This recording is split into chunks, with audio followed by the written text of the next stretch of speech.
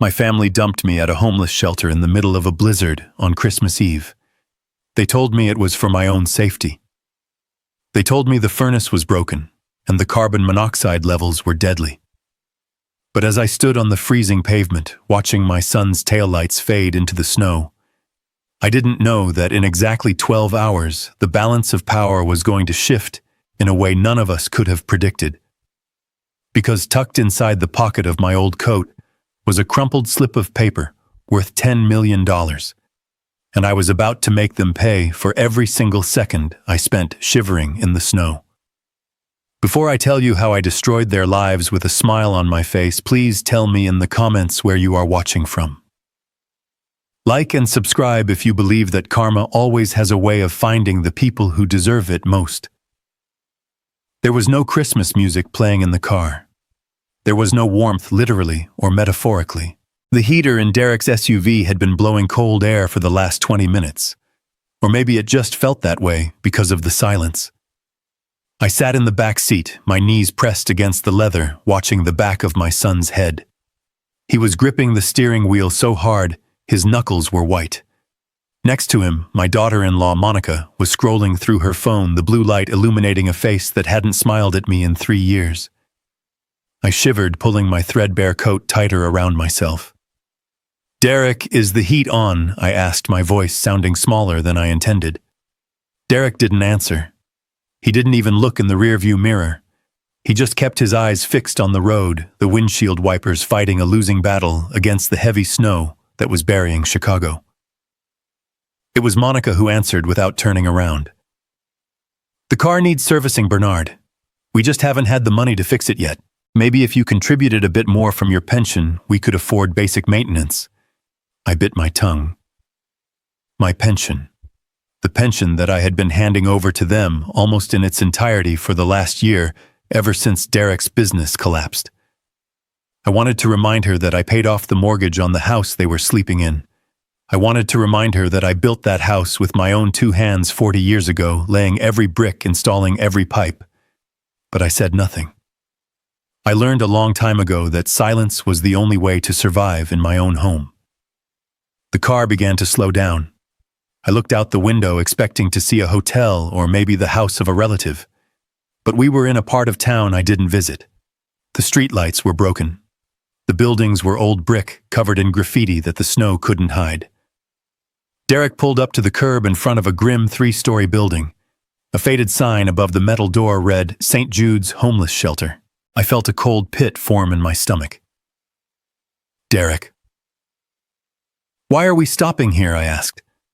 The car stopped. The engine idled, vibrating against my seat. Finally, Derek turned around. He couldn't look me in the eye. He looked at my chin, then at my shoulder. "Dad, we have to do this. It's an emergency." Monica spun around in her seat, her patience obviously gone. "Look, Bernard, the furnace at the house just quit. The repairman came while you were napping. He said there is a carbon monoxide leak. It is lethal. We can't stay there tonight. We are going to stay with my parents, but they don't have room for you. They only have 1 guest room and Tyler needs to sleep on the couch. This is the only place that had a bed open on Christmas Eve." I looked at the building again. A line of men were huddled by the door, stomping their feet to stay warm. A shelter. My son was dropping me off at a homeless shelter. "But Derek, surely there's a motel," I stammered. "I have a little cash." "We don't have time to drive around looking for a motel," Bernard, Monica snapped. "The roads are getting worse. Do you want us to crash?" "It is just for 1 night. The repairman is coming back tomorrow morning. We will come pick you up by noon. Now get out, we are freezing." The locks clicked open. I opened the door and the wind hit me like a physical blow. I stepped out onto the icy sidewalk, my old boots slipping slightly. Before I could even close the door, I saw the trunk pop open.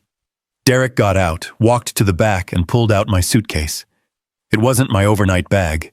It was my large, hard-shell suitcase, the one I used for long trips. He set it down on the wet pavement with a thud. I looked at the suitcase, then at him. "Derek, why did you pack the big case if it is only for 1 night?" He flinched.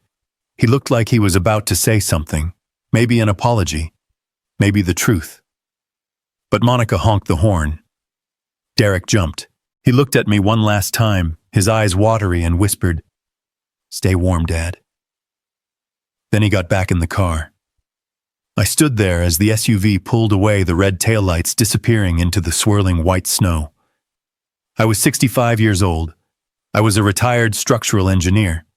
I had raised that boy alone after his mother died, and he had just left me on a curb with a suitcase that contained, I realized with a sinking heart, everything I owned. This wasn't for one night. They weren't coming back tomorrow. I dragged my suitcase toward the metal doors of St. Jude's. My hands were already numb.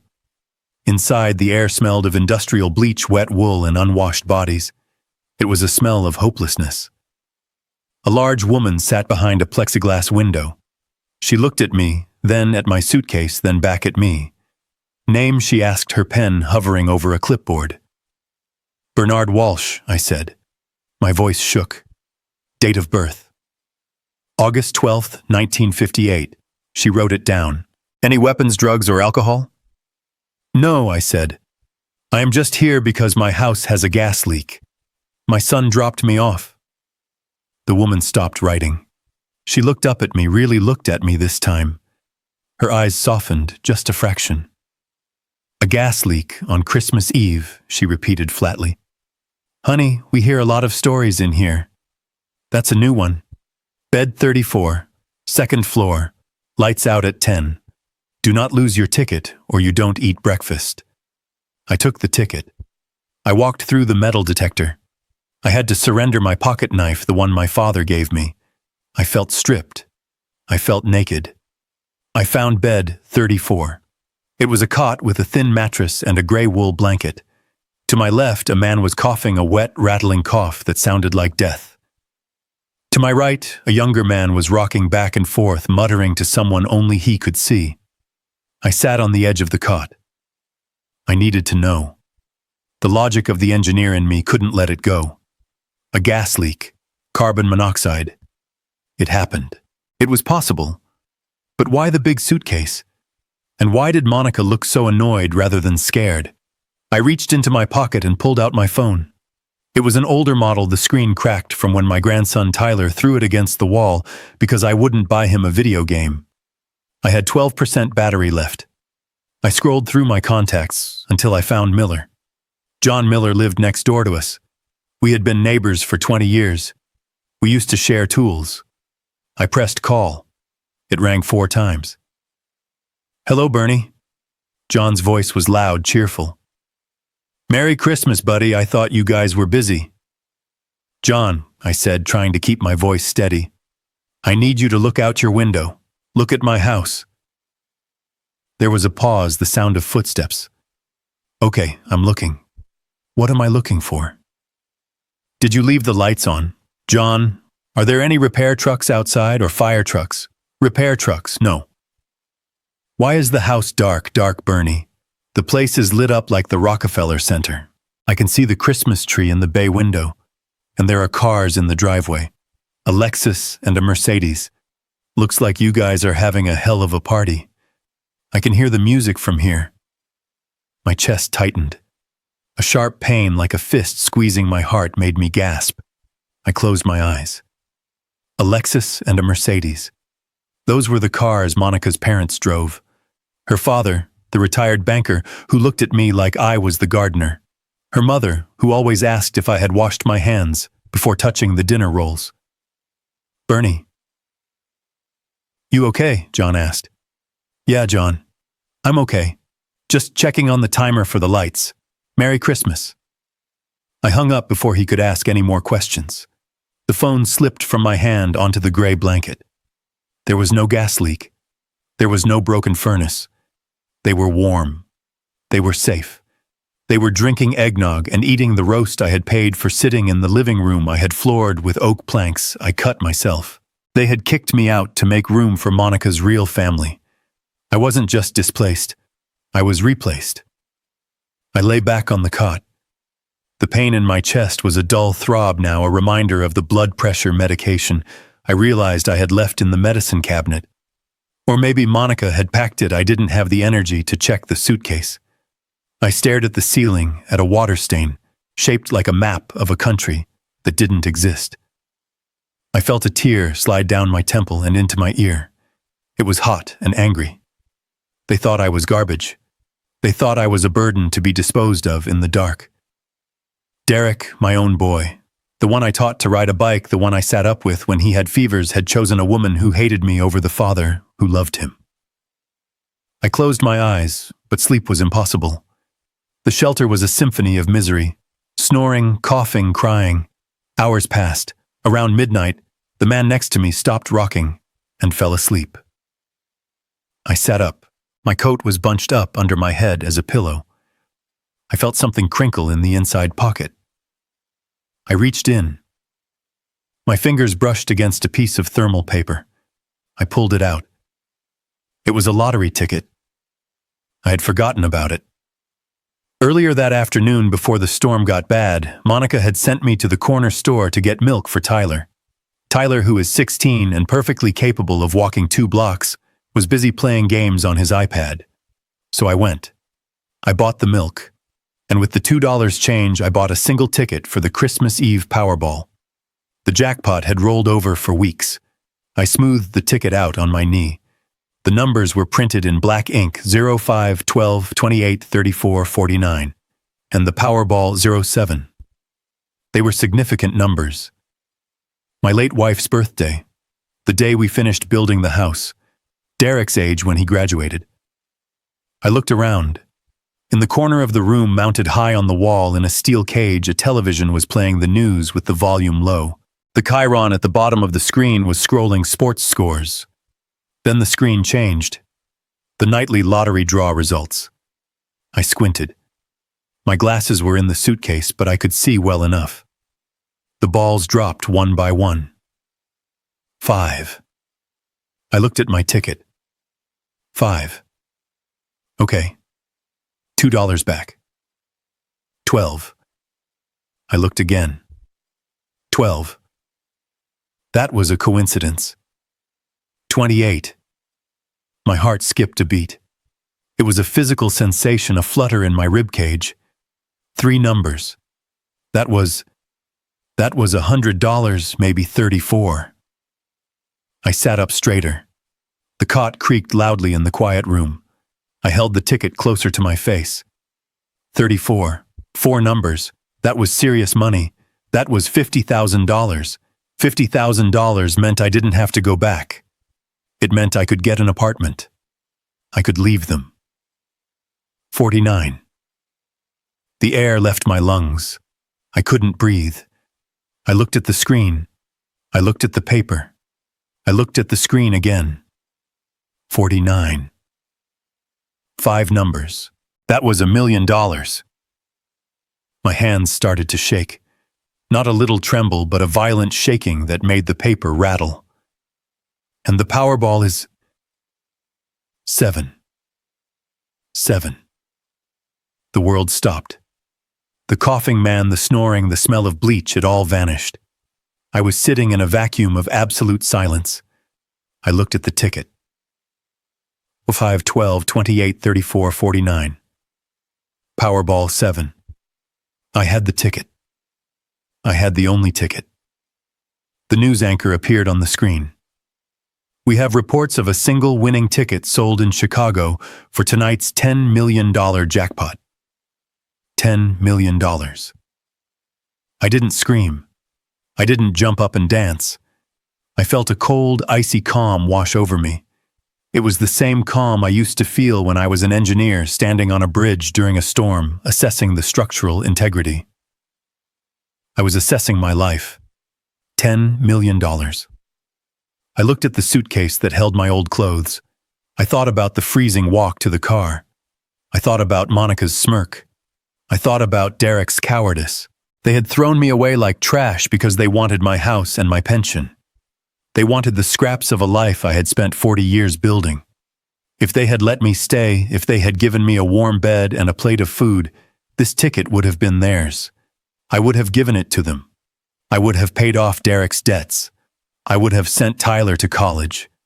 I would have bought Monica the car she always wanted, because that's what fathers do. But they didn't let me stay. I carefully folded the ticket. I took off my left sock.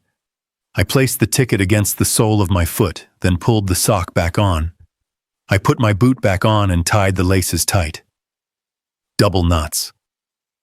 I lay back down on the cot. I stared at the water stain on the ceiling. It didn't look like a random shape anymore. It looked like a map. A map to a future where I answered to no one. I didn't sleep a wink that night. I lay there plotting. I wasn't just going to claim the money. I was going to claim my dignity. I was going to show them exactly what they had thrown away. And I was going to do it in a way that would ensure they could never, ever hurt me again. Morning came slowly, gray light filtering through the barred windows. The shelter woke up. Men coughing, shuffling to the bathroom. I got up, washed my face with cold water in a sink that had no mirror. I put on my coat. I grabbed my suitcase. I didn't wait for Derek to pick me up at noon. I knew he wouldn't come. I walked out of the shelter into the snow. The storm had passed. The city was covered in a pristine white blanket. It was Christmas Day. I walked 3 blocks to a payphone. My cell phone was dead. I used a quarter I found in my pocket. I didn't call a taxi. I called Henderson. Henderson was an old drinking buddy from my engineering days. He was also the most ruthless divorce and estate lawyer in Illinois. Monica hated him. She had forbidden me from seeing him because she said he was a bad influence. The truth was she was afraid of him because Henderson could smell a rat from 3 miles away. The phone rang for a long time. It was Christmas morning after all. Finally, a gruff voice answered. "Yeah. Who is this Henderson? It's Bernie. Bernie Walsh. Bernie, Merry Christmas. Why are you calling me at 7 in the morning from—" He paused, likely checking the caller ID. "From a payphone on 5th Street. Did you get arrested? No, Henderson. Listen to me carefully. I need you to meet me at your office in an hour." "Bernie, are you crazy? It's Christmas. I'm in my pajamas. I'm making waffles for the grandkids." "Henderson," I said, my voice low and hard, "I am holding a piece of paper worth $10 million. And I need to cash it, and then I need to evict 3 people from my house before dinner time." There was a silence on the line, a long, heavy silence. Then I heard the sound of a chair scraping and keys jingling. "I'll make the coffee," Henderson said. "Don't talk to anyone else. Get here now." I hung up the phone. A taxi drove by and I flagged it down. I got in and gave the address. As we drove toward downtown, I passed my neighborhood. I saw the street leading to my house. I imagined them waking up hungover from their party, eating the breakfast I paid for opening presents under the tree I decorated. They probably thought I was still sleeping on a cot, miserable and cold. They had no idea that the storm was coming back. And this time it wasn't bringing snow. It was bringing a judgment day they would never forget. When I arrived at Henderson's office, he was waiting at the glass doors of the high-rise. He was wearing a tracksuit and a trench coat, looking disheveled but alert.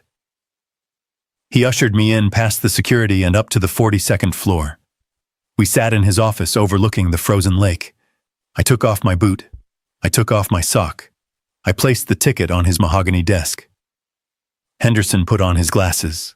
He looked at the ticket. He pulled up the numbers on his computer. He looked back at the ticket. He let out a low whistle. "Well, Bernie," he said, leaning back, "you weren't lying. That is a very pretty piece of paper. Now tell me why you want to evict your own son on Christmas Day." I told him. I told him about the ride, the shelter, the lie about the gas, the party. Henderson listened without interrupting. His face grew harder with every sentence. He was a lawyer, he had seen the worst of human nature, but even he looked disgusted. When I finished, he stood up and walked to the window. So he said, turning back to me, "Here is the situation. You are rich, insanely rich, but right now, legally, you are a vulnerable senior citizen who was abandoned by his caregivers. That gives us leverage. A lot of leverage. What do we do? I asked. First, Henderson said, picking up his phone. We verify this ticket with the Lottery Commission. I know the director. I'll get him to open the office for a verified claim today. We want this public. We want this loud. Why public? I asked. Usually people want to stay anonymous. Not you. Henderson smiled, a shark-like grin that showed all his teeth. You want them to see it. You want them to know exactly what they lost. If we keep it quiet, they might try to manipulate you, say you were senile, try to get power of attorney before the money hits your account. But if you are on the 6 o'clock news holding a giant check that protects you, it proves you are competent, and it drives the knife in deeper. I nodded. Do it. And the eviction. Henderson cracked his knuckles. Technically, the house is in your name, right? Yes. I never signed it over, even though Monica kept asking. Good man. That means they are guests. Guests who have overstayed their welcome. But we can't just kick them out in the snow without a process. Unless what? Unless we catch them committing a crime. Or unless we make them leave voluntarily because they think they are getting something better. I looked at Henderson. I don't want to give them anything better. You won't, Henderson said. We are going to play a game, Bernie. A game called The Prodigal Father Returns. We are going to let them see the money. We are going to let them smell it. We are going to let them think they won the lottery too. And just when they reach out to grab it, we are going to snap the trap shut. I liked the sound of that. By noon, we were at the lottery headquarters. The director, a man named Mr. Sterling, was there in a tuxedo. He had been on his way to a gala. He verified the ticket. He shook my hand. We can have the press conference set up for the morning news tomorrow, Sterling said. Or we can do a breaking news spot tonight. Tonight, I said. Prime time. Done. Henderson arranged for me to stay in the presidential suite of the Four Seasons. He sent a personal shopper to get me a suit. No more threadbare coats. I showered, shaved, and stared at the stranger in the mirror. He looked like Bernie Walsh, but his eyes were different. They were colder. At 6 o'clock, I sat in the hotel suite. Henderson was next to me. We turned on the TV. The local news intro played. Then the anchor's face appeared. Breaking news this Christmas evening. In a miraculous turn of events, the sole winner of last night's $10 million Powerball jackpot has come forward. But the story behind the win is heartbreaking. Bernard Walsh, a 65-year-old retired engineer, purchased the winning ticket just hours before spending Christmas Eve in a homeless shelter. The screen changed to a pre-recorded video of me standing in the lottery office holding the giant check. I looked straight into the camera lens. I want to thank God, I said in the video, and I want to thank my family. If they hadn't dropped me off at the shelter last night because there was no room for me in my own home, I might never have checked this ticket. This is a new beginning for me. A beginning where I choose who belongs in my life. The segment ended. I looked at Henderson. Now we wait, he said. My phone, which was charging on the table, lit up. It was Derek, then Monica, then Tyler, then Derek again. It buzzed and vibrated like an angry hornet. Don't answer, Henderson said. Let them sweat. Let them marinate in it. We ordered steak and lobster from room service. I ate slowly, savoring every bite. I imagined the scene at my house. The screaming, the panic, the realization that they had just thrown away $10 million. Around 8 o'clock, Henderson's phone rang. It was the security desk downstairs. Mr. Henderson, the guard, said, "We have a group down here. A Mr. Derek Walsh and his wife. They are shouting. They say they are here to pick up their father. They say he is confused and they need to take him home." Henderson looked at me. Showtime, Bernie. We went down to the lobby. The elevator doors opened and I saw them. Derek was sweating despite the cold. Monica's makeup was smeared. Her parents were there too, looking indignant. Dad Derek shouted when he saw me. He tried to run past the security guard, but the guard put a heavy hand on his chest. Dad. Thank God we found you. We saw the news. It's all a misunderstanding. I stepped out of the elevator. I was wearing a $3,000 Italian suit. I stood tall. A misunderstanding, I asked calmly. Yes, Monica yelled, pushing forward. The furnace, The repairman came back. He fixed it. It's safe now. We were so worried when we went to the shelter and you were gone. I looked at them. I looked at the fear and greed in their eyes. The furnace is fixed, I asked. Yes. Yes, Derek nodded frantically. Come home, Dad. It's Christmas. You shouldn't be in a hotel. You belong with us. I smiled. It wasn't a nice smile. That's amazing, Derek. It's amazing how fast you fixed a furnace that wasn't broken. And it's amazing how you went to the shelter to find me, considering I never told anyone I was here. Derek froze. But you know what I said, checking my new Rolex. I am tired. It has been a long day. Dad, please, Derek begged. I looked at Henderson. Henderson nodded. Fine, I said. I'll come home. But things are going to be different, Derek. Very different. Of course, Dad. Anything you want. Monica said, her eyes practically glowing with dollar signs. I walked past them toward the revolving doors where the hotel limo was waiting. I didn't let them ride with me. I let them follow in their car. As I sat in the leather seat of the limo watching the city lights pass by, I knew the real game was just beginning. I was going back into the snake pit. But this time I was the one with the venom, and I wasn't going to strike until they exposed their necks. The coffee in Arthur Henderson's office tasted like battery acid and salvation. It was Christmas morning. The city outside was silent under a blanket of fresh snow. And I was sitting across from the only man in Chicago who hated my daughter-in-law as much as I did. Henderson was wearing a flannel robe over a dress shirt, his gray hair standing up in tufts, looking every bit the curmudgeon he was famous for being. But his eyes were sharp, locked onto the small slip of thermal paper sitting on his mahogany desk. He picked it up with a pair of tweezers he had pulled from a desk drawer, treating it like a piece of radioactive material. He scanned it against the numbers on his computer screen back and forth 3 times. Then he took off his glasses, rubbed the bridge of his nose, and let out a low, long whistle that sounded like a deflating tire. Bernard, he said, his voice gravelly from lack of sleep, do you have any idea what you have just done? You have just become the most dangerous man in Illinois. I took a sip of the terrible coffee. I didn't feel dangerous. I felt tired. My bones still ached from the cot at the shelter. I told him I didn't want to be dangerous. I just wanted my life back. I wanted them out of my house. Henderson shook his head, a shark-like grin spreading across his face. No, Bernie.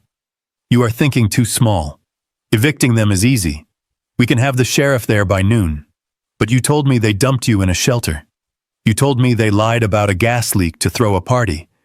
That is not a tenancy dispute. That is war. And in war you do not just repel the enemy. You crush them so they can never come back. He swiveled his chair and started typing furiously. First things first, we need to secure the asset. I am drafting a blind trust. We claim the money in the name of the trust. Your name stays off the initial press release if you want, but you said you wanted them to see it. I want them to see it, I confirmed. I want them to choke on their eggnog. Good, Henderson said. We go public. But before we do that, we need to secure the battlefield. He looked at me over his monitor. The house. The deed. Is it in your name? Yes, I said. I built it. I paid for it. Did you ever sign a quitclaim deed? Did you ever add Derek to the title? Did you ever sign a power of attorney giving them control over your real estate assets? I shook my head. Monica had tried. She had brought papers home a dozen times saying it was for estate planning, saying it would save on taxes. I always told her I would think about it. I never signed. Henderson pulled up the county recorder's website. He clicked a few keys, hummed to himself, and then nodded. You are clear. Bernard Walsh, sole owner. That means they are trespassing.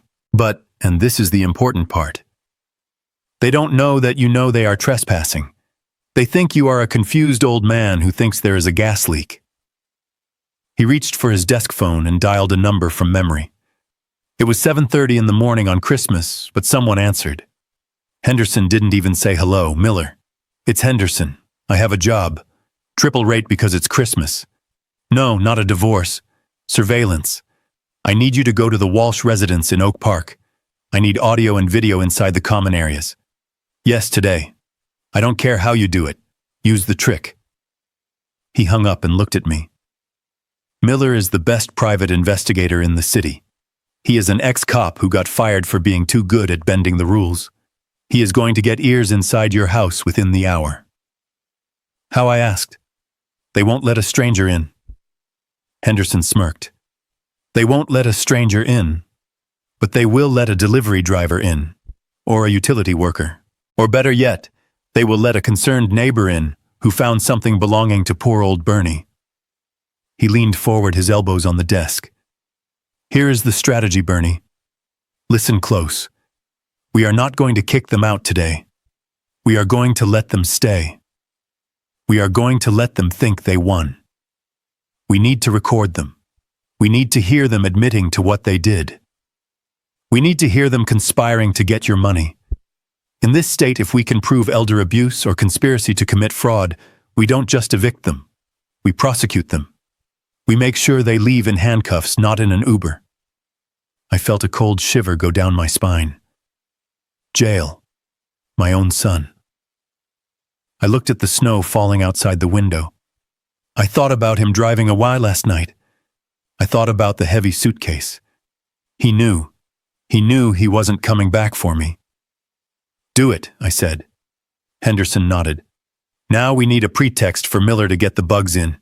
You left your medication there, right? My blood pressure pills, I said. They are in the medicine cabinet in the master bathroom, which they took over 3 years ago. Perfect, Henderson said. Miller is going to go to the door. He is going to say he is a courier sent by you to retrieve your life-saving medication because you are stuck at a friend's house due to the storm. While he is waiting for them to fetch the pills, he is going to plant 3 listening devices. 1 in the kitchen, 1 in the living room, and 1 in the hallway. They are smaller than a dime. They have a 48-hour battery life. That is all we need. He pushed a stack of papers across the desk toward me. This is a retainer agreement.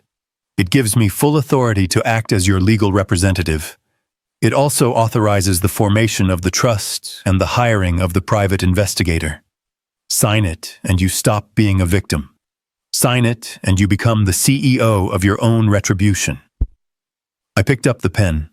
It was a heavy, expensive fountain pen. It felt solid in my hand. I looked at the signature line. For years, I had signed checks for Derek's failed businesses. I had signed for his car loans. I had signed for his bail that one time in college. I had signed my life away piece by piece trying to buy his love. This was the first time I was signing for myself. I wrote my name in clear, bold letters. Bernard Walsh.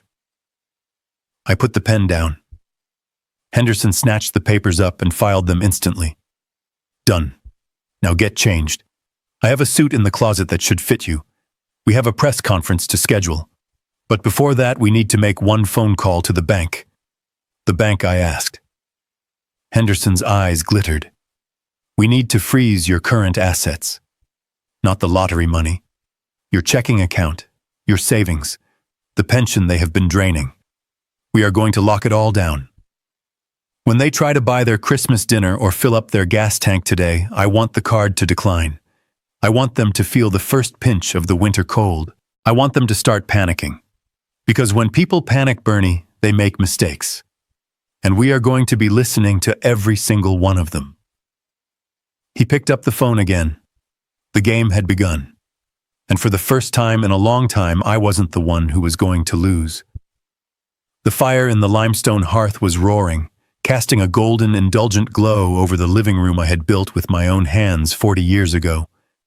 It was the kind of warmth that seeped into the bones, the exact opposite of the industrial chill I had suffered through at the shelter just hours before. But I wasn't there to feel it. Instead, my son Derek was sitting in my leather recliner, his legs crossed, a glass of my 30-year-old scotch resting on his knee. The house smelled of rosemary and roasting beef, a dinner prepared by a catering service Monica had hired using the emergency credit card I thought was for medical expenses. Monica was holding court on the plush beige sofa, flanked by her parents, George and Linda. They were the replacements, the upgrade she had always wanted. George, a retired banker with a perpetual sneer, was laughing at something Derek had said, probably a joke about how quiet the house was without the old man shuffling around. They were celebrating. It wasn't just a Christmas party. It was a victory lap. They had successfully purged the house of its owner, and now they were dividing the spoils before the body was even cold. I know all of this because the high-fidelity listening devices Miller had planted inside the crown molding were transmitting every clink of crystal and every cruel laugh directly to the laptop sitting in front of me in the hotel suite. The 65-inch television, another gift I had bought for the family 3 Christmases ago, was playing the local news at a low volume, a backdrop of flickering blue light against the festive decorations. Monica reached for a piece of bruschetta, her diamond bracelet catching the light. "It is so much more relaxing this year, isn't it?" she said, her voice dripping with satisfaction. Without having to worry about his diet or his pills or him falling asleep in the middle of presents. It just feels like our house, finally. Her mother Linda nodded sympathetically. "You did the right thing, honey. Assisted living is the best place for him. You can't be expected to be a nurse at your age. You have a life to live." Derek took a long sip of the scotch. "Yeah. We will go pick him up tomorrow, maybe drop him off at that state facility in Waukegan. I heard they have beds. It's better this way." He's confused. He probably thinks he's on a vacation. Then the music on the television changed. The aggressive, upbeat tempo of the breaking news alert cut through their conversation. The screen turned bright red. Derek glanced at the TV, annoyed. "Turn that down, babe," he said to Monica. "It's probably just another weather alert." But Monica didn't turn it down. She froze her hand halfway to her mouth. Her eyes widened, fixed on the screen. "Derek," she whispered. "Look." On the screen, the anchorwoman's face was grave yet excited. "Breaking news this Christmas evening. In a miraculous turn of events, the sole winner of last night's $10 million Powerball jackpot has come forward. But the story behind the win is heartbreaking." The camera cut to the pre-recorded clip. There I was. I wasn't the hunched, defeated old man they had shoved out of the car the night before. I was wearing the Italian suit Henderson had bought me. I was standing tall, my shoulders back, holding a check that was larger than my torso. The numbers on it were clear, $10 million. The silence in my living room was absolute. It was the silence of a tomb. The only sound was the crackling of the fire and my voice coming from the television speakers. "I want to thank God," the television Bernie said, looking straight into the lens, staring right into the souls of the people sitting on my sofa. "And I want to thank my family. If they hadn't dropped me off at the shelter last night because there was no room for me in my own home, I might never have checked this ticket.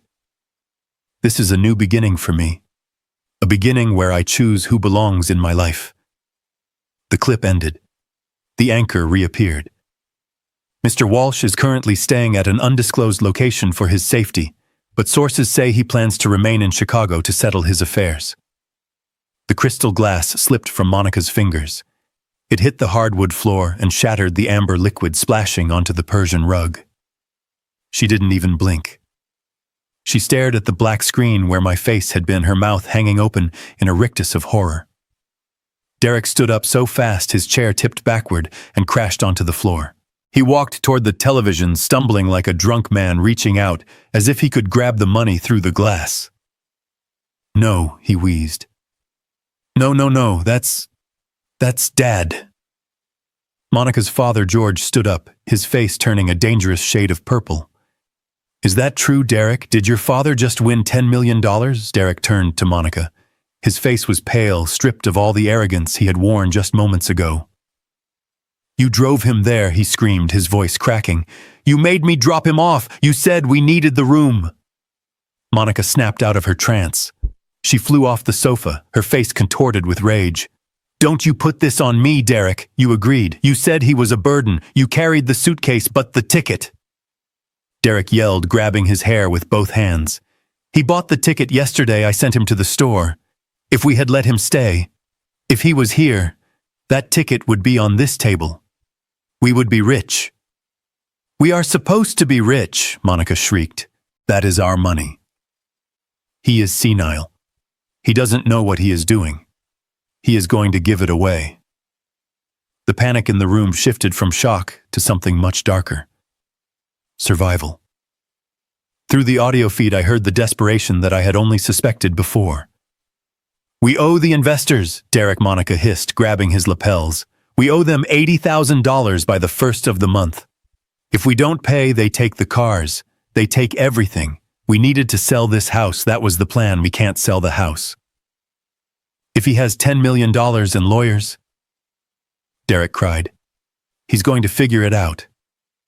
"Did you hear what he said? He said he chooses who belongs in his life. He knows, Monica. He knows we dumped him." Monica's eyes darted around the room, manic and terrifying. "Call him. Call him right now."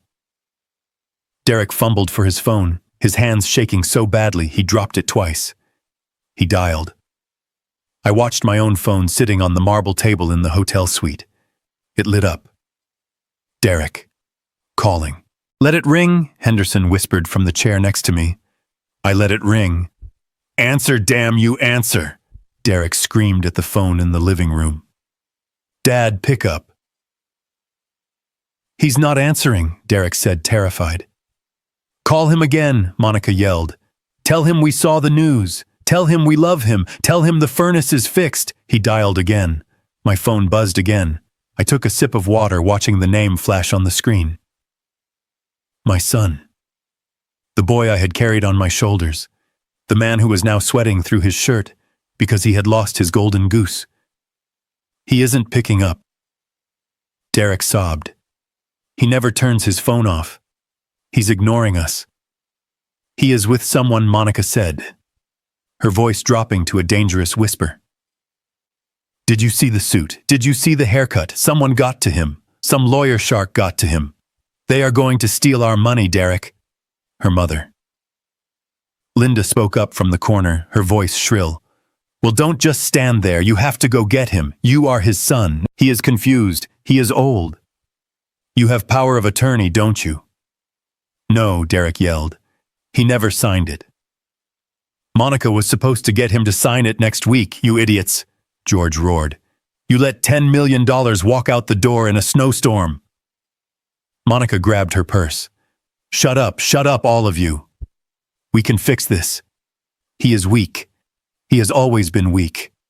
He loves Derek too much. We just need to get him alone. We need to get him away from whoever is handling him." "Where is he?" Derek asked. "The news said undisclosed location," Monica said, pacing like a caged animal. "But he likes the Four Seasons. He always talked about their brunch, or the Ritz. Check the credit card, check the joint account." "I canceled it," Derek said. "I canceled his card this morning so he couldn't buy a bus ticket back here." The silence that followed was heavy with their own stupidity. "Okay," Monica said, taking a deep breath. "We drive. We check every 5-star hotel in the city. He can't hide. He is our father. We have a right to him. We are going to bring him home. We are going to put him in his bed. And we are going to make him sign that ticket over to us before the sun comes up. Get the car." I heard the sound of keys jingling, the heavy front door slamming shut, and the frantic revving of an engine in the driveway. In the hotel suite, I leaned back. They were coming. They were coming to claim what they thought they owned.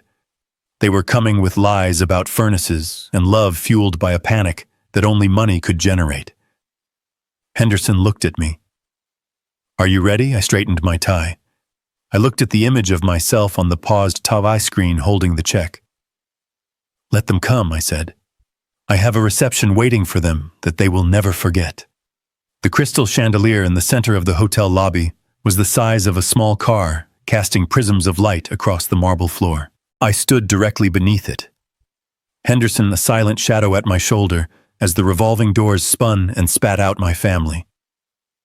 They didn't look like they belonged here. The hotel smelled of fresh lilies and expensive perfume. They smelled of frantic desperation and exhaust fumes. Derek spotted me first.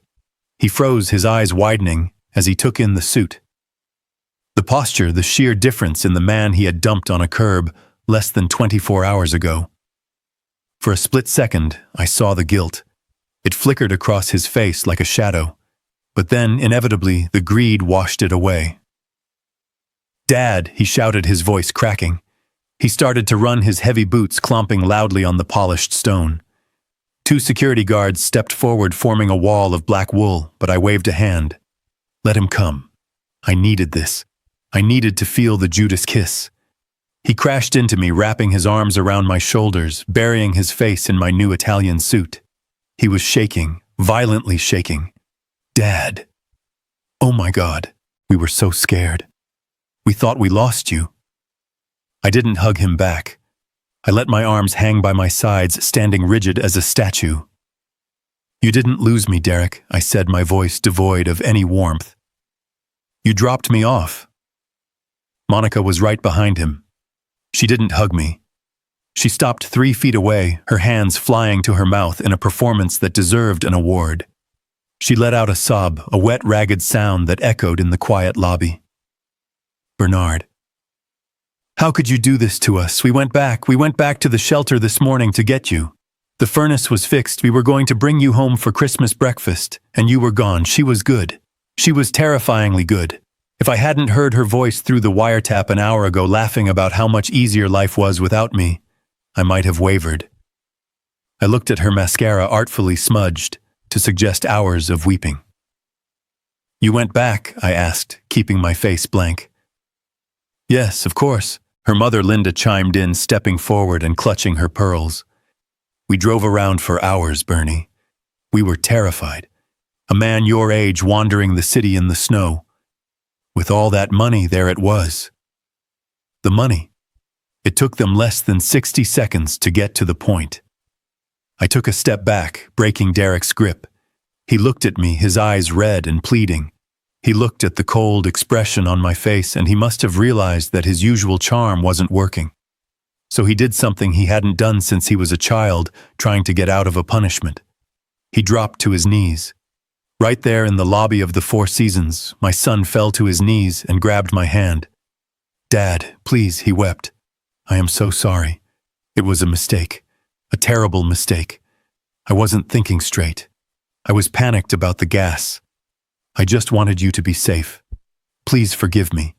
Come home. Let us take care of you. You shouldn't be alone with all this pressure." People were staring. A couple in evening wear stopped near the elevators, whispering. I looked down at the top of his head. It was pathetic. It was humiliating. And it was exactly what I needed to see. He was terrified. Not of losing his father, but of losing his lifeline. I looked at Henderson. He gave me a barely perceptible nod. The trap was set. The bait was taken. Now I just had to walk into the cage. I let out a long, weary sigh, the sound of an old man who just wants peace. "Get up, Derek," I said softly. "You are making a scene." He scrambled to his feet, hope flooding his face. "You will come home." I looked at Monica. She was holding her breath, her eyes locked on mine like a laser. She was calculating. She was already spending the money in her head. "I am tired," I said. "I have been sleeping on a cot. I have been dealing with lawyers and bankers all day. I just want to sit in my own chair." "Yes," Monica cried, clapping her hands together. "Yes, Bernard, your chair is waiting for you. The fire is lit. We saved you some roast." "I am sure you did," I said. "But things are going to be different." I added, my voice hardening just enough to make them flinch. I am not going to be treated like a guest in my own house anymore. Of course not. George Monica's father boomed, stepping in to slap me on the back. You are the man of the house, Bernie. The patriarch. The patriarch. Yesterday I was the nuisance. Today I was the patriarch. $10 million had a way of rewriting history. Fine, I said. I will come home. Derek let out a breath that sounded like a deflating balloon. Thank you, Dad. Thank you. Monica was already reaching for her phone, no doubt to text her friends that the crisis was averted. The golden goose was secured. I turned toward the glass doors. My car is waiting, I said. Your car? Derek asked, confused. We have the SUV right outside. I pointed through the glass. A black stretch limousine was idling at the curb, sleek and imposing. I think I will take the limo, I said. I have grown accustomed to the legroom. You can follow me. Derek's face fell. He wanted me in his car. He wanted me contained, controlled, isolated. But he forced a smile. Sure, Dad. Whatever you want. We will be right behind you. I walked toward the doors. Henderson held them open for me. As I passed him, he leaned in, his voice a whisper only I could hear. Don't sign anything. I won't. I whispered back. I stepped out into the cold night air, but this time I didn't feel the chill. I felt the heat of the game. I climbed into the back of the limousine, the leather cool and smooth. I watched through the tinted rear window as my family scrambled into their dented SUV, desperate not to lose sight of me. They looked relieved. They looked triumphant. They thought they had won. I poured myself a glass of sparkling water from the limo's bar. All right, I said to the empty car. Let's go home. After all, family is everything.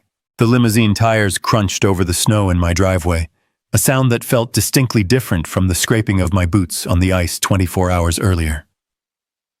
When the driver opened the door, I didn't step out into the cold wind of abandonment. I stepped out into a receiving line. Derek was already there, his hand extended to help me up, treating me as if I were made of fragile antique porcelain, instead of the same flesh and bone he had discarded the night before. Careful, Dad. He said, his voice thick with a solicitousness that made my skin crawl. The steps are slippery. I wouldn't want you to fall. I looked at him. This was the man who had watched me drag a heavy suitcase across a frozen parking lot without lifting a finger. Now he was guiding me by the elbow, shielding me from a non-existent breeze. I let him do it. I let him lead me up the walkway, past the snow-covered azaleas I had planted for his mother, and toward the front door where Monica was waiting. She had fixed her makeup. The mascara streaks were gone, replaced by a fresh coat of lipstick and a smile that looked like it had been stapled onto her face. She held the door open wide, ushering me into the warmth. Welcome home, Bernard, she said, practically curtsying. We kept the fire going for you. Here, let me take your coat. That is a beautiful suit. Is it silk? It is, I said, allowing her to peel the jacket from my shoulders. She stroked the fabric with a hunger that wasn't about fashion. It was about value. She was assessing the net worth of the man standing in her foyer. The house smelled of roasted beef and expensive red wine, a scent that should have been comforting but now smelled like bait. They led me to the dining room. The table was set with the good china, the wedding china my wife and I had received 40 years ago, which Monica usually kept locked away in a cabinet because she said I was too clumsy to use it. Now my place setting was at the head of the table, flanked by crystal goblets and polished silver. Sit, Dad. Sit, Derek urged, pulling out the chair. I sat. I looked around the table. Monica's parents, George and Linda, were already seated, smiling at me with a terrifying intensity. Bernie George boomed, raising his glass. The man of the hour, we were just saying how incredible this is. A miracle, truly. A miracle, I agreed, unfolding my napkin. Or luck. Or maybe justice. They laughed nervously. Justice, George chuckled. Yes, justice. You deserve it, Bernie. You worked hard your whole life. I looked at him. You told me last Thanksgiving that I was a leech on society because I retired early, I said calmly. George choked on his wine. He coughed, turning red. Oh, Bernie, that was just banter. You know how I am, political talk. I never meant you specifically. I didn't smile. I just picked up my fork. Just then, the kitchen door swung open and my grandson Tyler walked in. He was 16 years old, wearing headphones around his neck, and a sullen expression that usually greeted me whenever I entered a room. But tonight, the headphones were off. He was wearing a collared shirt that wasn't tucked in, but it was an effort. He stopped at the table and looked at me. His eyes went to the suit, then to the watch Henderson had loaned me, then to my face. Hey, Grandpa, he said. Hello, Tyler, I replied. He shuffled his feet. I saw you on TV. That was crazy. It was, I said. Is it true, he asked, sliding into the chair next to me. Do you really have $10 million? Derek cleared his throat. Tyler, don't be rude. It is okay, I said, waving a hand.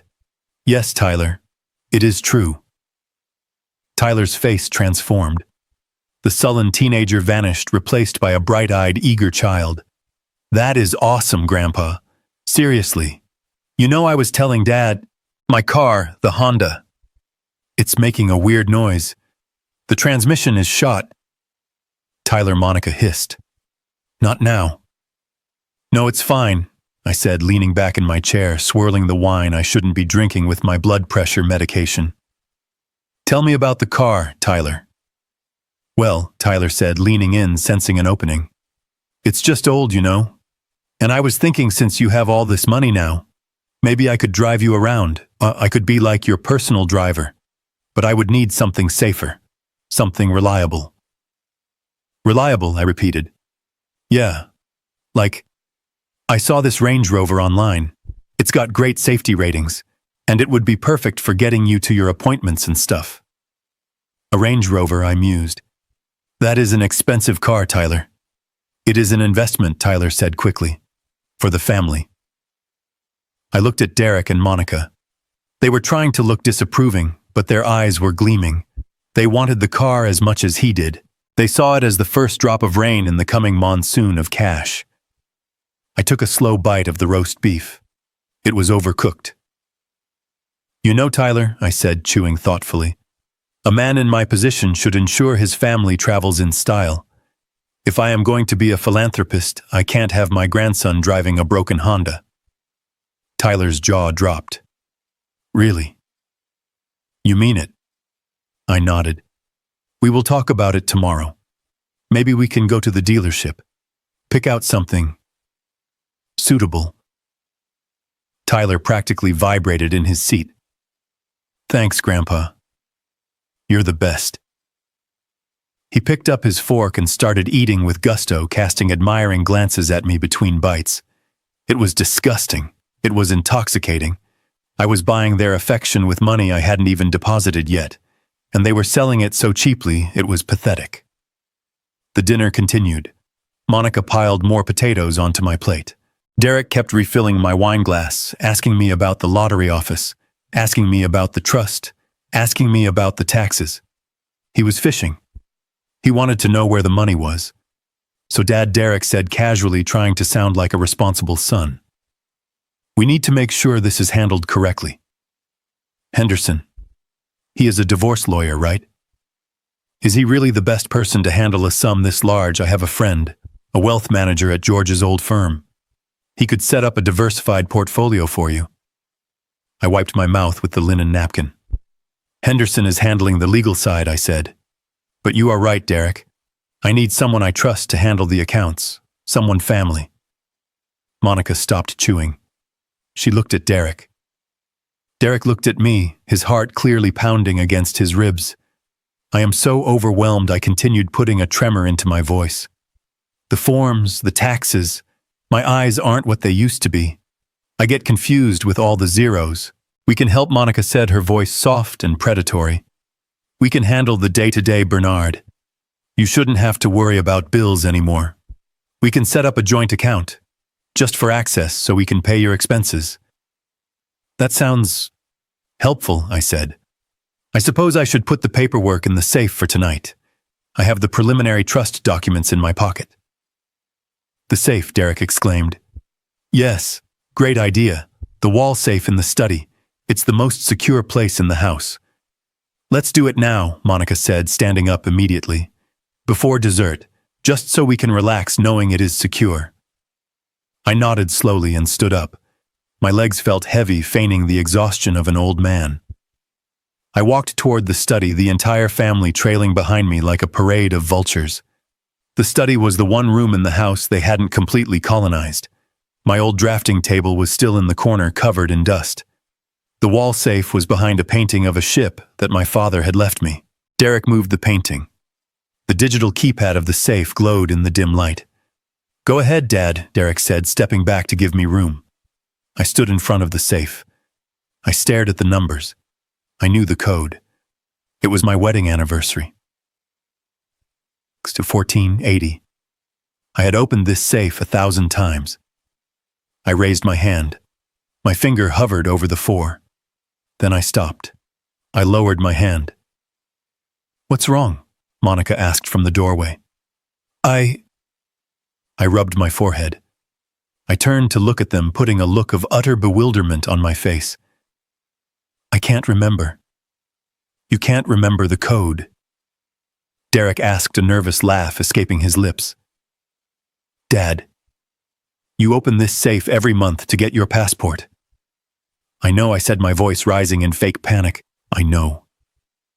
But it's gone. My mind. It's just blank. It has been such a long day. The shelter. The snow. The shock.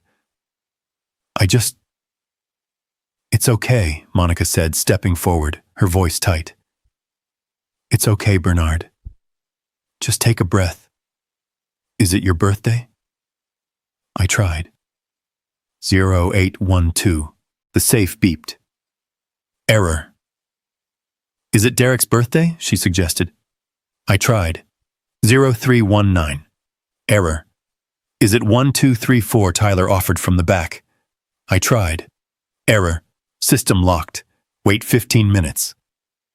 The red light on the safe blinked mockingly. I slumped against the desk. I am sorry, I whispered. I am so useless. My memory. It is getting worse. The doctor said. I let the sentence hang. I watched them. I saw the look that passed between Monica and Derek. It wasn't concern. It was calculation. He is losing it, Derek's eyes said. He is senile, Monica's eyes replied. Perfect, their shared gaze concluded. Don't worry, Dad, Derek said, putting a hand on my shoulder. It happens. Stress does crazy things to the mind. We can try again in the morning. Or, he paused, looking at Monica. Or maybe we can call a locksmith tomorrow. If you really can't remember. We need to make sure those documents are safe. Yes, I said, sounding defeated. A locksmith. That is a good idea. I am so confused lately. Monica walked over and took my arm. Come on, Bernard. You are exhausted. Let's get you to bed.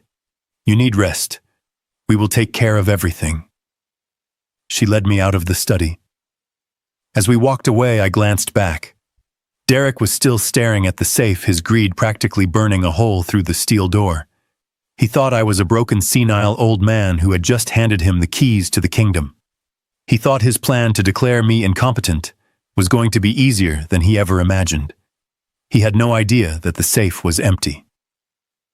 I had moved the deed and my passport to a safety deposit box 3 months ago, and the trust documents in my pocket.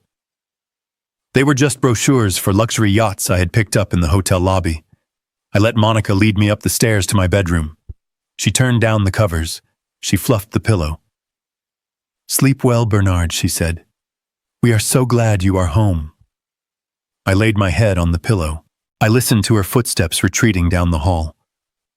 Then I listened to the hushed, excited whispers coming from downstairs as they plotted how to spend my money. I smiled in the dark. Let them dream tonight. Because tomorrow the nightmare begins. The morning sun that filtered through the bay windows of the breakfast nook was deceptively cheerful, casting bright squares of light onto the table where my execution was being prepared.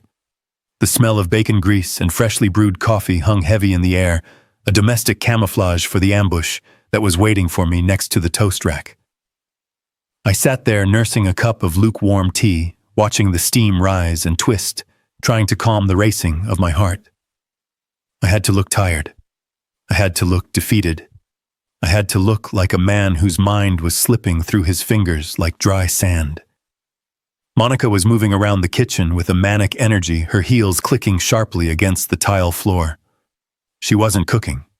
She was arranging. She placed a stack of documents on the table, with a heavy thud right next to my plate of scrambled eggs. It wasn't a napkin. It wasn't the morning paper. It was a sheaf of legal-sized paper stapled at the corner, thick with fine print and bad intentions. "Here we go, Bernard," she said, her voice coated in that synthetic sweetness she reserved for when she wanted something expensive. "Eat up. You need your strength. We have a big day ahead of us." I looked at the papers. I didn't touch them. I looked at Derek, who was sitting across from me aggressively buttering a piece of toast. He wouldn't meet my eyes. He was focused on the bread, tearing it apart with unnecessary force. "What is this?" I asked, keeping my voice thin and quavering. Is it about the lottery taxes?" Annika pulled out a chair and sat next to me too close. Her perfume was overpowering, a floral assault meant to distract. "No, Bernard. It is not taxes. We handled the taxes in our heads already. This is about protection." "Protection," I repeated, letting my hand shake as I reached for my water glass. "Yes, Dad," Derek said, finally looking up. His eyes were bloodshot. He clearly hadn't slept, probably staying up all night counting my money. "After last night, with the safe, we are really worried about you. You couldn't remember your own wedding anniversary. That is not normal. That is a sign of decline." Decline. The word hung in the air between us. I rubbed my forehead, feigning a headache. It was just the stress, Derek. The shelter. The cold. "I am sure it will come back to me." "But what if it doesn't?" Monica interjected, leaning in, placing her hand over mine. Her skin was cold. "What if you forget to pay the electric bill? What if you forget where you put the check? What if that lawyer Henderson tries to take advantage of you? He is a shark, Bernard.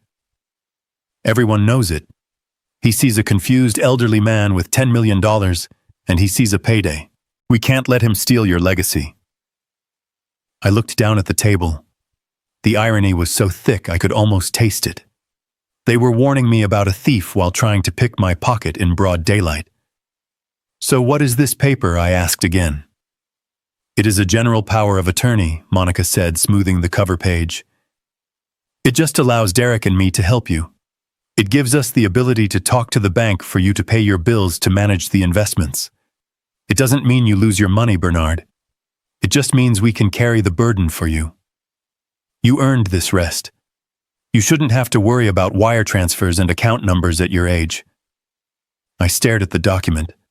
I knew exactly what it was. Henderson had briefed me on it. A general power of attorney in the wrong hands was a license to steal. It would give them the legal right to empty my accounts, sell my property, and sign my name to anything they wanted. It was the key to the kingdom. "I don't know," I muttered, pushing my eggs away. I should probably read it. Or show it to Henderson." "No," Derek snapped too loud. He flinched, then lowered his voice. "No, Dad. You don't need Henderson for this. This is a family matter. Lawyers just complicate things.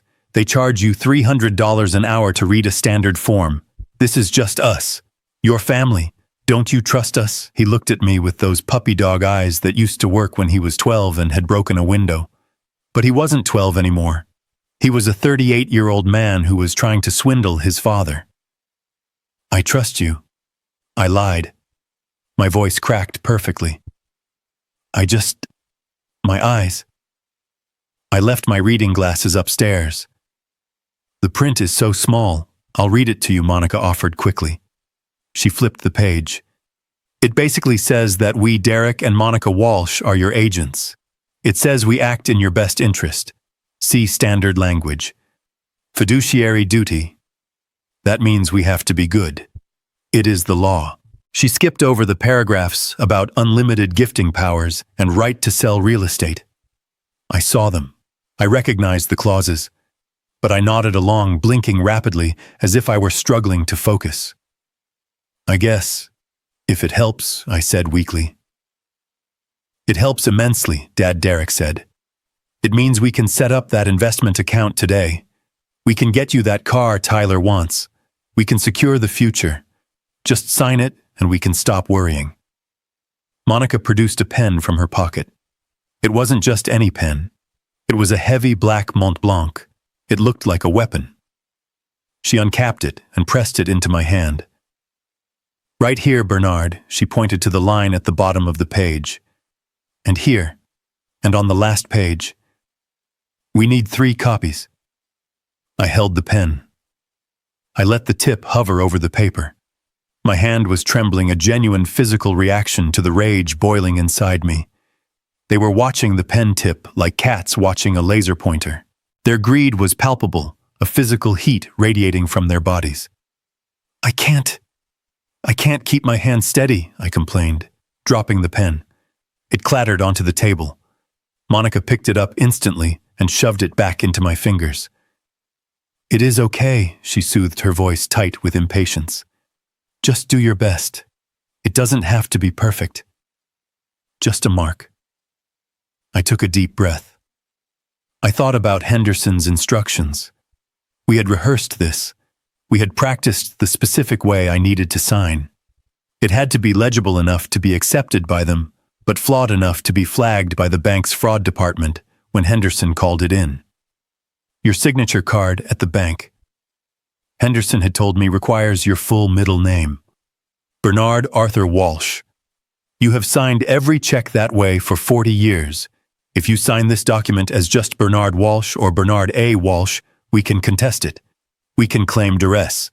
We can claim it doesn't match your official exemplar. It gives us the trapdoor. I gripped the pen. I hunched over the table, acting like the effort was costing me everything. Okay, I wheezed. For the family. I put the pen to the paper. I wrote slowly, painfully. B-E-R-O-I-R-D.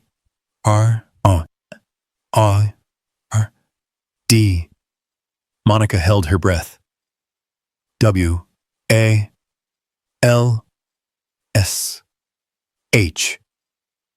I lifted the pen. I looked at it. No middle name. No Arthur. Just the bare minimum. Is that okay? I asked, looking up at them with watery eyes. I forgot my middle name. I am so tired. Derek snatched the paper away before the ink was even dry. It is perfect, Dad. It is beautiful. Monica flipped to the next page. Again, Bernard. Just like that. Don't worry about the middle name. We know who you are. I signed the second copy. Bernard Walsh. I signed the third copy. Bernard Walsh. With every stroke of the pen, I saw their shoulders drop. I saw the tension leave their bodies. They thought they had won. They thought they had just legally hijacked $10 million. They didn't know they were holding 3 pieces of evidence that would prove conspiracy to commit fraud. By rushing me by accepting a signature that was visibly shaky and incomplete by bypassing my lawyer, they were digging their own graves. Monica gathered the papers together, tapping them on the table to align the edges. She looked at that stack of paper with more love than she had ever looked at my son. I will file these in the study, she said, standing up. Safe and sound. And then she did something that almost made me break character. She patted me on the head. Like I was a dog. Like I was a child who had just finished his vegetables. Good job, Bernard, she said. Now why don't you go rest in the living room? Derek and I have some calls to make. To the bank. I watched her walk away. Derek lingered for a moment. He looked at the empty plate where my toast used to be. "Thanks, Dad," he mumbled. "You won't regret this." I looked at him. I looked at the son who had just tricked his father into signing away his life. "I know I won't, Derek," I said softly. He didn't hear the double meaning. He just nodded and followed his wife into the hallway. I heard them high-five.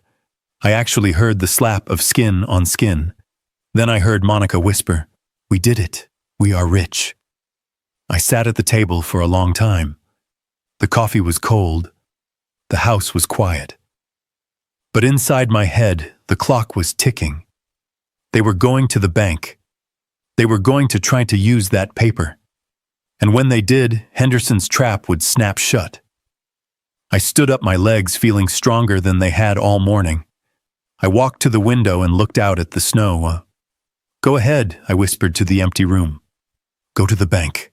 Run. Because you are running straight off a cliff, and this time I am not going to catch you." The house that night did not look like the home I had built. It looked like a casino that had been airdropped into the suburbs. By 7 o'clock, the driveway was overflowing with cars I didn't recognize. Derek and Monica had invited everyone they knew, and plenty of people they didn't, to what they were calling a celebration of good fortune. They weren't waiting for the check to clear. They weren't waiting for the ink to dry on the power of attorney documents. They were celebrating the windfall they believed was already theirs, spending the lottery money in their minds, before they had even accessed a single dime. I sat in the corner of the living room in my wingback chair, a glass of water in my hand, watching the spectacle. Monica had hired a bartender. A young man in a black vest was shaking martinis in the corner where my wife's piano used to be. The room was filled with smoke and loud laughter, the kind of performative joy that reeks of desperation and greed. Derek was the center of attention. He was wearing a new watch, a gaudy gold thing, that looked heavy on his wrist. He was holding court with a group of his old fraternity brothers, men who hadn't spoken to him in years when he was broke, but who had swarmed back like flies to honey the moment the news broke. My dad, Derek, was saying, his voice slurring slightly. "He is a genius. He has this system, see. He played the numbers for 40 years. And now, well, let's just say the Walsh family empire is expanding. We are looking at properties in the Caymans.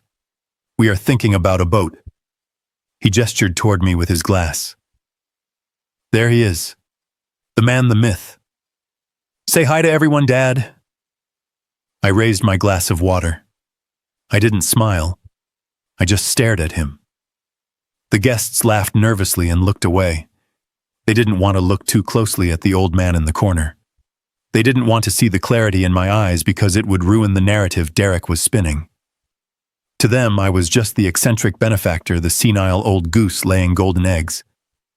Monica was in her element. She was wearing a dress that cost more than my first car, moving through the crowd, with a tray of hors d'oeuvres, accepting congratulations as if she had won the Nobel Peace Prize. She stopped near my chair, leaning down to whisper in my ear. "Smile, Bernard," she hissed, her breath smelling of champagne and malice. "You are embarrassing us. Everyone thinks you are miserable. Look happy. You are a millionaire." "I am happy, Monica," I said, keeping my voice flat. "I am just overwhelmed by all these friends. I didn't know we had so many friends. We have always been popular," she lied smoothly. "Now stay here. Don't wander off. I don't want you getting confused and ending up in the snow again." She patted my shoulder and swanned away. I waited until she was swallowed by the crowd, then I slowly stood up. No one paid attention to me. I was part of the furniture. I shuffled toward the hallway, moving with the slow, deliberate gait of the infirm. I made my way to the downstairs bathroom, locked the door, and pulled out my phone. I opened the app that connected to the listening devices Miller had planted. I put in my earpiece. The cacophony of the party filtered through the living room bug, but the study bug was quiet. Silence. Then I heard the click of the study door opening. I heard heavy footsteps. 2 pairs. No 3. I switched the audio feed to the study. "So this is the place," a voice said. It wasn't Derek. It wasn't anyone I knew. It was a deep, gravelly voice, heavy with a thick Chicago accent. It sounded like gravel being ground in a cement mixer. "This is it," Monica's voice replied. 4 bedrooms, 3 baths, fully finished basement. Prime lot. The market value is $500,000 easy. I held my breath. They were in my study, my sanctuary. And the title, the man asked. "Is it clean?" "Clean as a whistle," Derek said. His voice was nervous, higher pitched than usual. "My father is the sole owner. We have the power of attorney signed and witnessing right here. We have full authority to liquidate assets." "Let me see the paper," the man said. There was a rustling sound. I imagined them handing over the document I had signed that morning, the one with the flawed signature. "Looks legit," the man grunted. "But you know how I work, Derek. I don't do title companies. I don't do escrow.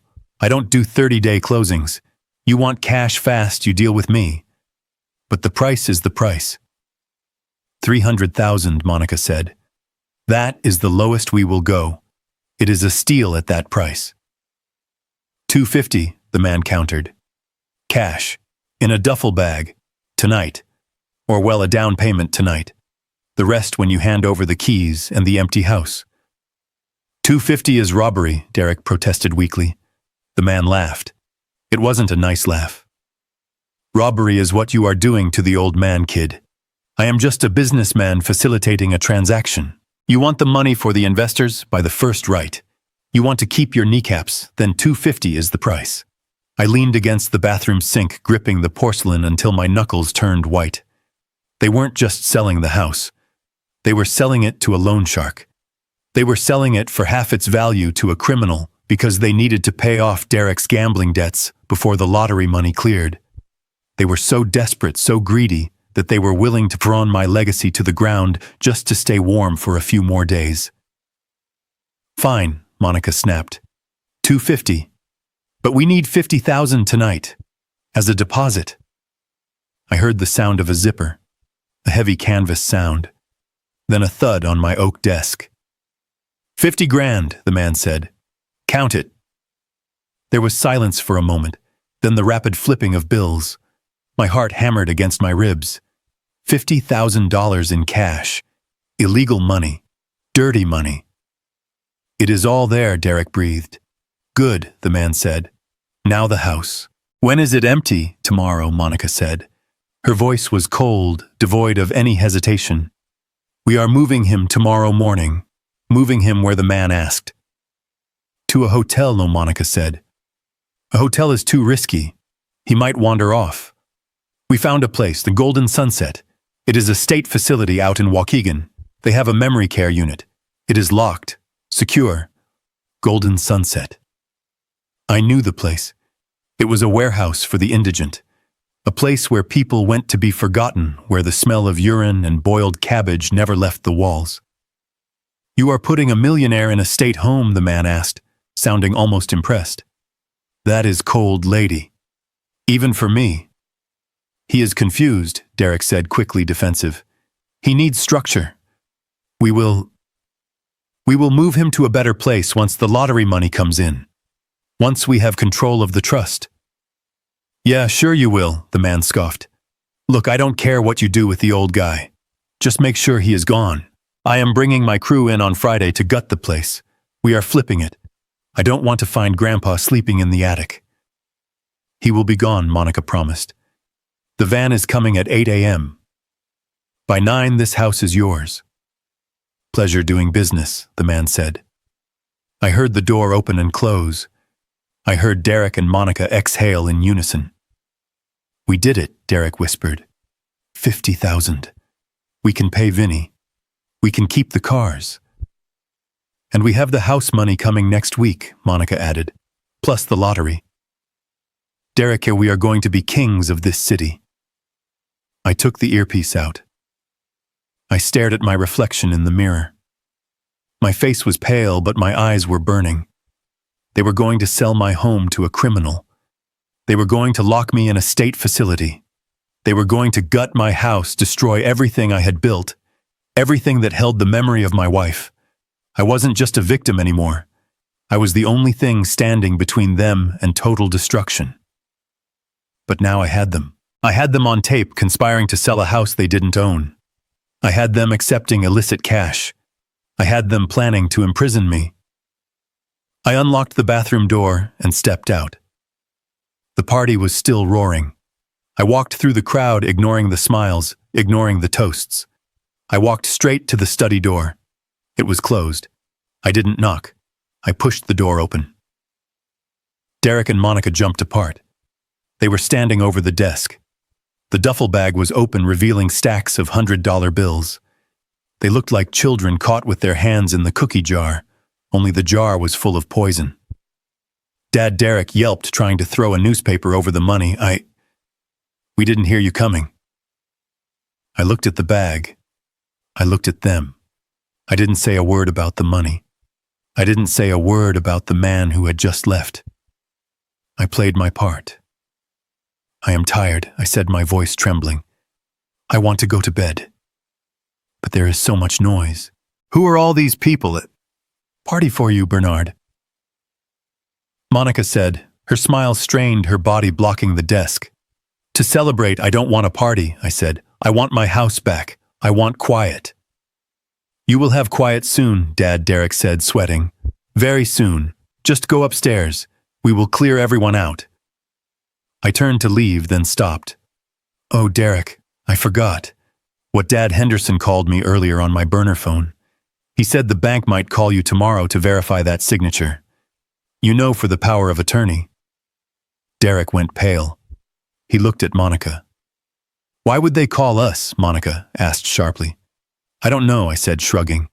Something about security protocols for high net worth individuals. He said, it is standard. Just make sure you answer.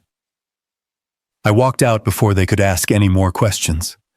I climbed the stairs to my room, the sound of the party fading below me. I went into my bedroom and locked the door. I went to the window and looked down at the